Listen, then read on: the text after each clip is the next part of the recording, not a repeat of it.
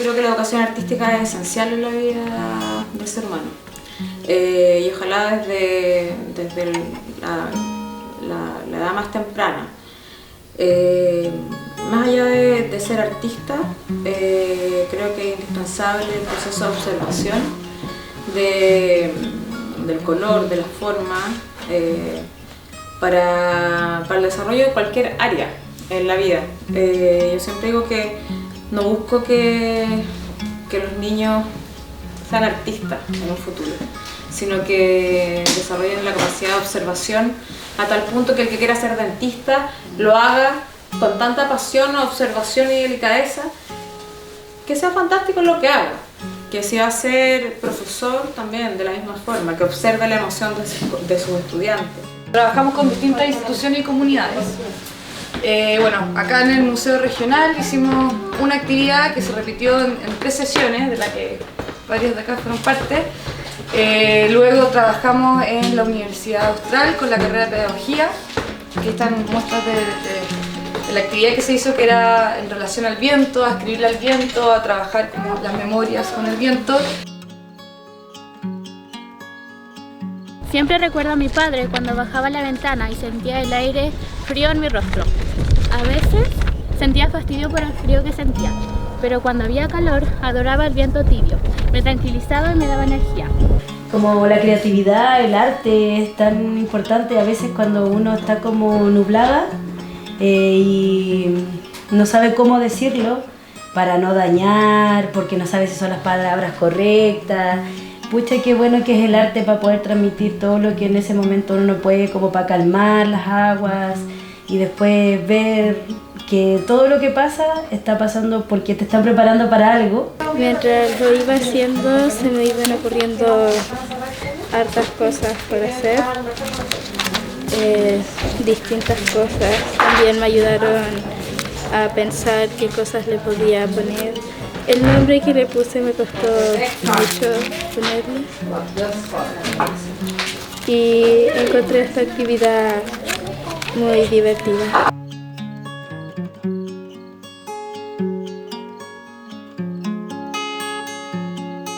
El tema de la artística en educación, estamos hablando a nivel nacional, como que en la etapa preescolar se parte muy activo, pero a medida que van creciendo eso se va perdiendo.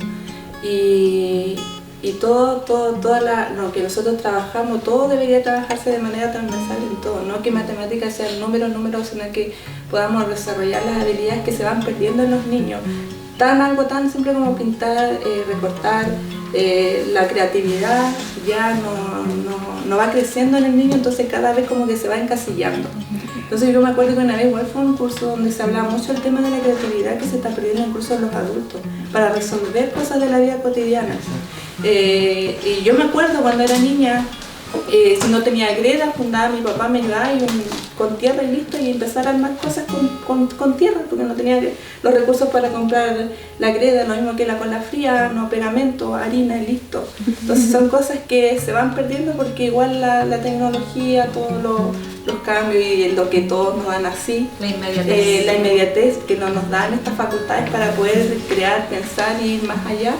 Igual nos consume muchas veces a nosotros como adultos, y como es nosotros tenemos ese espíritu todavía de niño. Escuchaban delante a una persona que decía que vienen acá y juegan con las pelotas en el taca-taca, es porque nosotros tenemos ese niño escondido, no lo dejamos ser en nuestra vida libre, no lo dejamos ser libre. Entonces yo creo que esta es una buena instancia, digamos que desde los niños de la primera infancia, ellos no pierdan esa capacidad de crear, de imaginar, de observar, de descubrir, de ensuciarse y todo. Desde mi punto de vista, la educación artística y bueno, la evidencia contemporánea así lo señala, lamentablemente está en una crisis muy profunda. Sin embargo, sabemos que eso es una lectura, o nosotros tenemos la convicción de que esa es una lectura que se nos impone. La cultura tenemos que entenderla como una expresión de lo común, todas y todos somos productores de cultura y en ese sentido también nos manifestamos, ¿cierto?, culturalmente, artísticamente, sensiblemente con los distintos lugares que habitamos. creo que ese es el rol fundamental de la educación artística, abrir esa potencia política, esa potencia también de convivencia y también una potencia que tiene que ver con cómo nos relacionamos y nos conectamos tanto con la naturaleza, con los territorios que habitamos, como también con las personas que lo comparten. Yo soy psicóloga de profesión y trabajo de la infancia desde también desde ese lugar, desde este lugar de la psicología y de acompañar el desarrollo. Y, por ejemplo, apenas leí o mi amiga me dijo, no, es la tierra, yo inmediatamente pienso como en el trauma. Porque cuando, por ejemplo, hay trauma en la infancia, el acercarse a la tierra es uno de los espacios fundamentales para la restauración. Entonces, Chile es el país que tiene los más altos índices de maltrato a la infancia en Latinoamérica. Entonces somos un país que tiene una problemática importante en la infancia y que hoy por hoy no se aborda en las escuelas, no es un tema que se converse, no hay un plan de trabajo que esté asociado al bienestar desde este lugar, a propósito de este problema tan grande y cultural que los chicos viven. Y lo que tenemos por el contrario son un montón de niños hiperdiagnosticados, ¿cierto? Medicados a la fecha. Y probablemente si, por ejemplo, deteniéndome a este grupo de infancia, la infancia que vive situaciones traumantes, ya sea en el parto, en la gestación o en el primer ciclo de desarrollo, si tuviéramos una respuesta basada, por ejemplo, en esto, yo creo que aseguraríamos la recuperabilidad de esas infancias. Lo encuentro muy sorprendente, cómo cambian los colores y las formas. No logro entender, no entiendo cómo va evolucionando. Cuando veo la pluma es como mágico. Porque creo que el arte sus múltiples expresiones es vida. Como, no es solo educación, no solamente tiene que ser educación, es vida. Como, la vida es arte también. Como, y podemos... O sea, y si la vivimos así, pienso que también todo se transforma y se vuelve también de alguna manera una lucha política,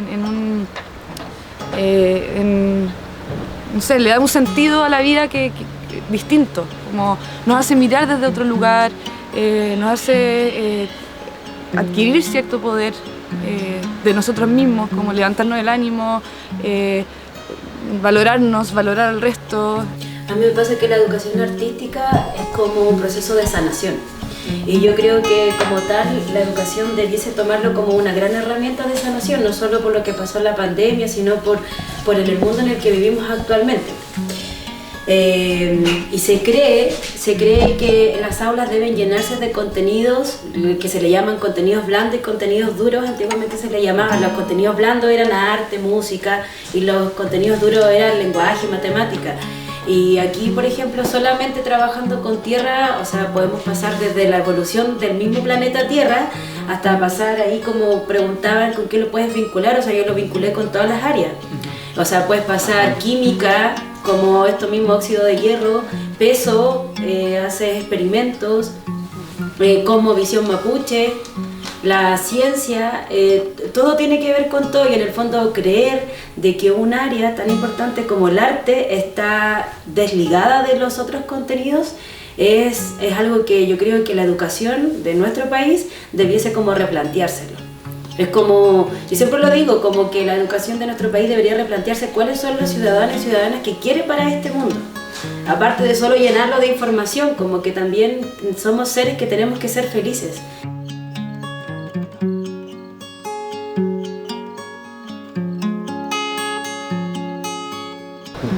La importancia de las técnicas experimentales en esta propuesta es también reflexionar sobre todo el abanico de posibilidades que podemos entregar como lenguaje a través de la educación artística, como entendiendo la educación artística también como una forma de manifestación única para cada persona.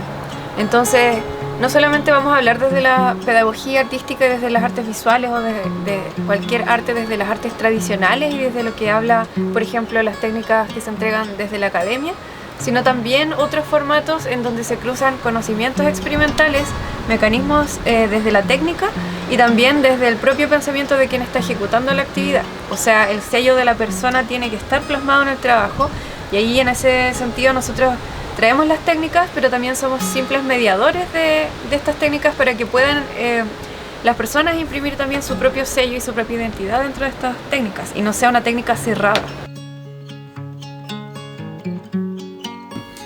Uno puede reflexionar y también intervenir con la educación artística, tanto como una herramienta para generar disfrute, goce, aprendizaje, para generar las experiencias de la apropiación del arte, las experiencias de la creación, las experiencias también de la apreciación, pero también sin duda que la educación artística es un fin en sí mismo. A mí lo que más me gusta decir, digamos, que el arte es una necesidad, y por lo tanto es algo imprescindible, es algo que emerge, algo que está siempre, algo que es una demanda, que es una pulsión. Lamentablemente vivimos en un sistema económico que tiene un sistema educativo en donde muchas veces estamos restringidos.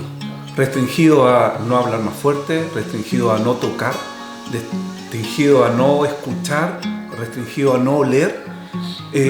Nos pasa mucho que cuando pedimos que den las características de un elemento, nunca mencionan el olor, nunca mencionan la textura. Entonces, con este tipo de talleres donde nosotros decimos toquen, huelan, miren, nos sirve para todo. Entonces, si nosotros con distintos talleres o distintas maneras de entregar educación lo hacemos tocando, sintiendo, esto nos va a servir para siempre. Porque alguien, cuando sea más grande, en cualquier profesión va a tener como los sentidos más abiertos. ¿Por qué es importante la educación artística? Porque incentiva la curiosidad, el pensamiento crítico, porque permite hacernos preguntas, responder preguntas desde distintos lugares, porque nos permite también ser libres, porque nos invita a volver a ser niños, porque nos invita a observar desde otro lugar, porque nos invita a experimentar, nos invita a hacer tantas cosas.